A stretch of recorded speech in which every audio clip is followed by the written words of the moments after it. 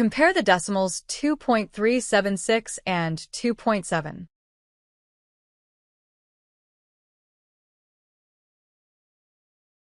To compare, we compare from left to right, starting with highest place value. To compare 2.376 and 2.7. First step, convert the decimals into like decimals by adding zeros.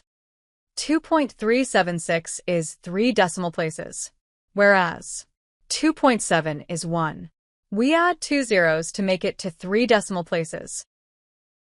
Now we compare, starting at the highest place value, ones. Both are equal as both ones digits are 2, so we go on to compare the next place value, tenths.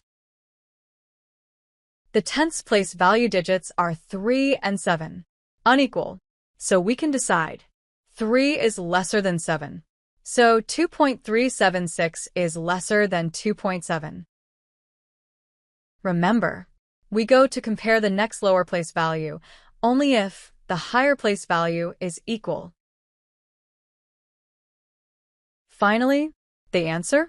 2.376 is lesser than 2.7.